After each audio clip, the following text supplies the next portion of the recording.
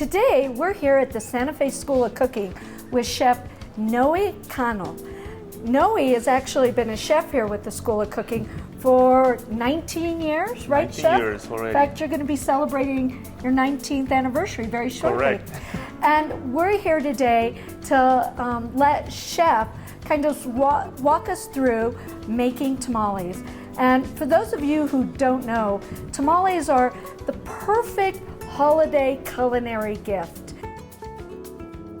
New Mexican tamales is making a tradition in this area. And first thing is corn masa. And the corn masa is, today you're gonna use a really fine corn masa. Why? One of the reasons is because in corn is not gluten. So I'm gonna try to hold it together. So more fine masa you're using is better. One of the traditional ingredients I use is lard. And lard is what makes tamales really unique and flavorful, and salt. One of the other stuffing I'm gonna use is shredded pork. And the way I've been preparing the pork today is it's been cooking in the crock pot really slow. And after the pork has been done, I'm gonna shred it, and I'm gonna mix it with this traditional red chili sauce. And this traditional red chili sauce is it's got a few ingredients. First thing is red chili pot, onions, and garlic. That's terrific. So why don't we start making some masa? Okay. How about that? So traditional, this masa was mixed by hand. It's one of the ideas. I don't know if you hear that real Mexican grandmas used to have really strong arms because used to make it by hand. Right. But now I'm gonna use a little bit this mixer, and I'm gonna make the pork masa. This is pork tamales. So first thing, I'm gonna have the lard, and I'm gonna start mixing it in this mixer here. And one of the reasons I'm gonna mix the lard in there, because this gonna help me to create a little bit air and make the masa really light. So now it's gonna start incorporating the corn masa in there. Okay.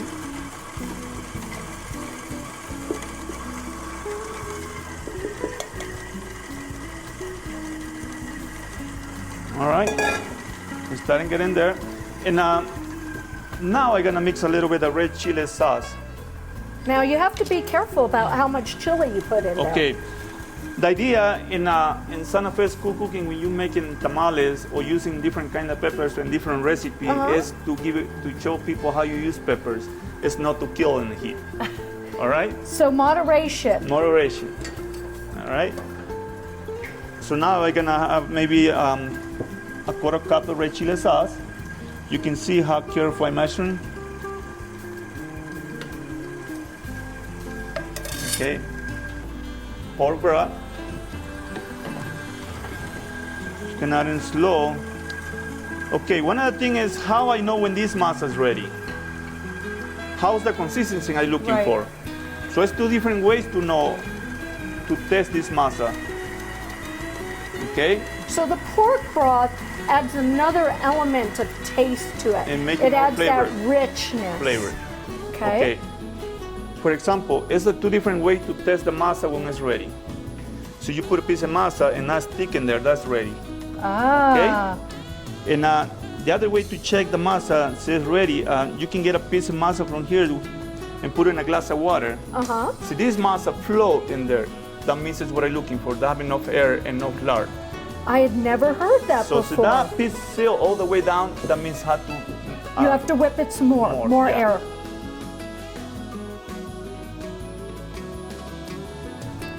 And when I'm mixing red chili sauce in there, I start with a little bit first, because one of the things I've been seeing when I'm doing classes here with the group, people like to add all the sauce in once.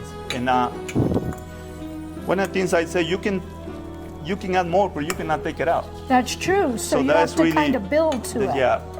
And one of the things I forgot to mention, the part of the pork I'm using is a pork shoulder. That's one of the fatty parts. So you're looking for flavor in the meat. So when you're cooking it. So when you cook the pork, my guess is that pork broth came from you cooking that pork Correct. You're shoulder. right. Great. you're using every bit of the pork. Every single thing. So the good thing is, it's something when I do classes to tell people don't waste anything, reuse things, and have to be good, but reuse it. Corn has got two sides, Chinese side and the grainy part. You can hear. So one side is smooth. This is the smooth side. The smooth side and the this grainy. is the ridges, which is what you're calling grainy. Okay, and one of the things I mentioned is because I'm gonna use the grainy inside. Why? Because you can see the shape of the corn husk. Oh, how cool! That's really important. So this is the tamales that's been wrapped in this area, this traditional. Northern New Mexico. One of the things I like to mention in different parts of Santa Fe, when New Mexico wrap the tamales different.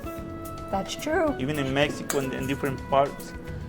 So when I make tamales, I like to have a little bit of stuffing just to taste both the masa and the stuffing. So you make kind of a petite tamale versus a giant hunk of tamale. Family style is big tamale. Right? Right? So now the way I wrap this tamale, so you're gonna try to put these two ends together. All right? See that? I'm gonna turn it, and you see this line is even too. So you're gonna fold it again to the other side.